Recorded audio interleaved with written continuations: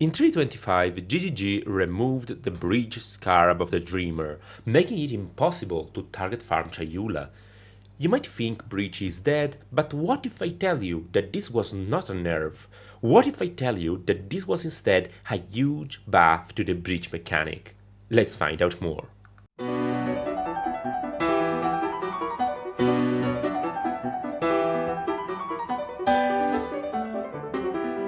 Everyone playing Breach knows that the main problem with this league mechanic is looting. Picking up splinters is an absolute nightmare, and you have to perform hundreds of clicks per map. By removing the Breach Scarab of the Dreamer, there will be fewer Chayula's Breachstones on market, and they will become proportionally more expensive. You are going to loot much fewer Chayula splinters per map, but they will be priced higher, which means that each of your mouse clicks will be worth more.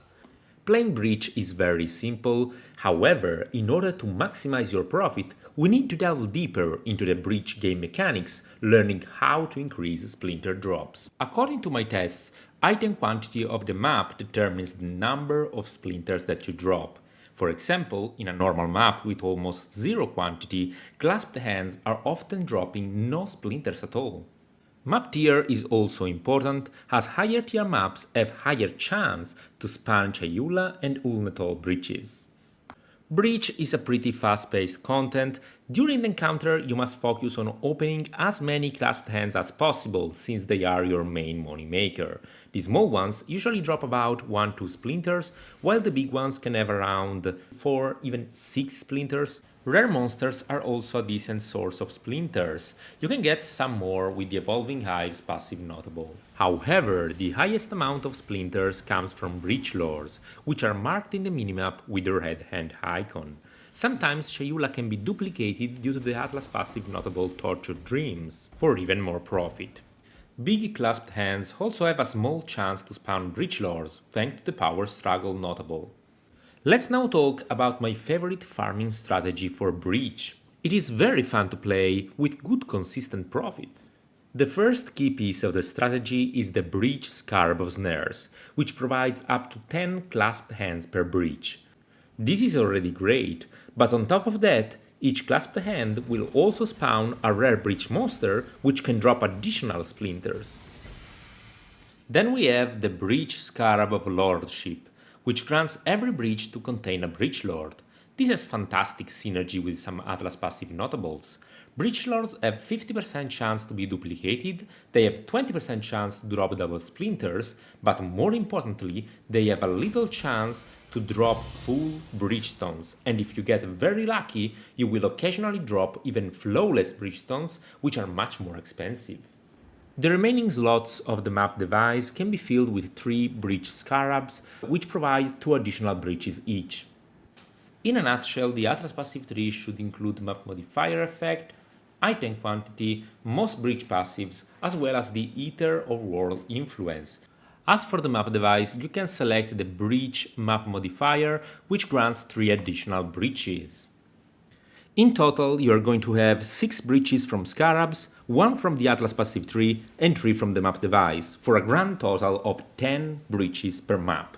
Finally, I'm going to give you guys some tips to clear maps more efficiently. Whenever you open a breach, wait until you drop the first splinter. If the breach is not Chayula, just skip it and go to the next one. Stop only to clear Chayula breaches. Keep in mind that you can have a maximum of 4 breaches open at the same time, and while running, check the minimap for breach lords, kill them, since they have a little chance to drop breachstones. Remember to customize your Atlas passive tree based on your game style to modify how fast breaches open and close. I personally like heavy breach because it gives you a bit more time to clear the Chayula breach when you find one. As for the map layout, I always recommend wide open layouts such as Dune map. The best T17 for this strategy is by far Sanctuary, however, playing T17 isn't really that impactful or worth it. Now, I want to introduce you guys to an alternative farming strategy for Breach that revolves around Delirium Mirror. This strategy variant was brought to me by Agag, member of the Magic Find Academy Discord, and I'm really thankful for that. The main point of the synergy is that breaches have very high monster density.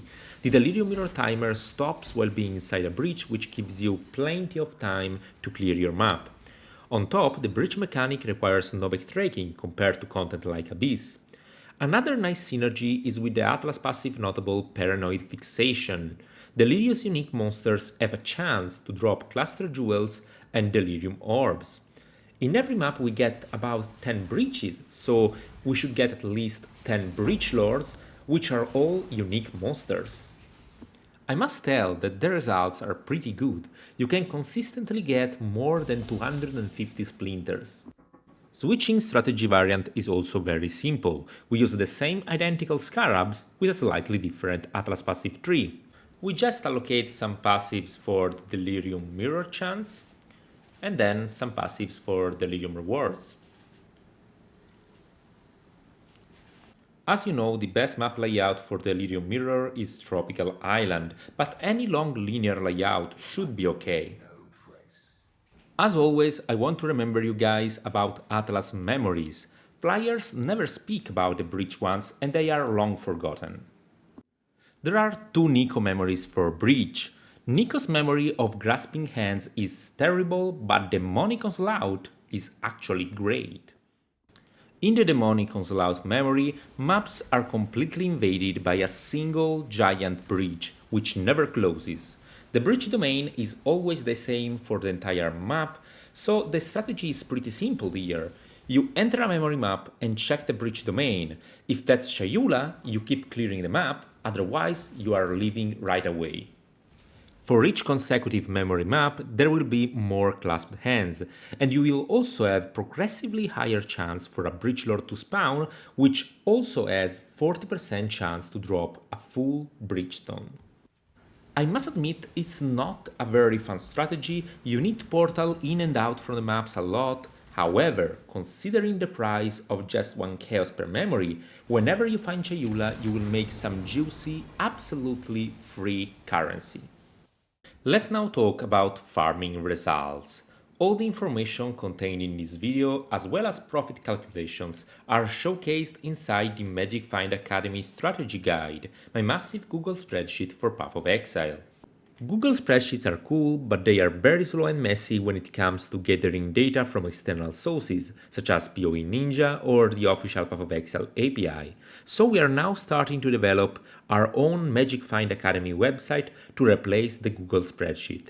If you want to support the development of the website, please consider clicking the join button below to become a YouTube member of the channel.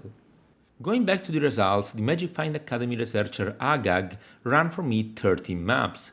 When using the traditional breach farming strategy, you can expect to get an average of about 80 Chayula splinters per map, and according to our data, the chance to open a Chayula breach is about 14%, which is pretty good.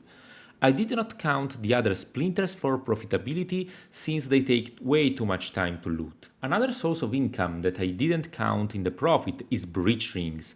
Whenever you trade 60 of those rings, you get a grasping mail with some unique modifiers that can roll, which are very expensive. The item level of the grasping mail really depends on the rings used, so make sure to trade rings with an appropriate item level. I suggest 84+. At the end of this video, I want to give my special thanks to all the Magic Find Academy team, the YouTube members, especially Frenzy and John W, and the Discord Nitro subscribers. Really hope to see you guys in the next video when I'll talk about the ritual farming strategies. See you then!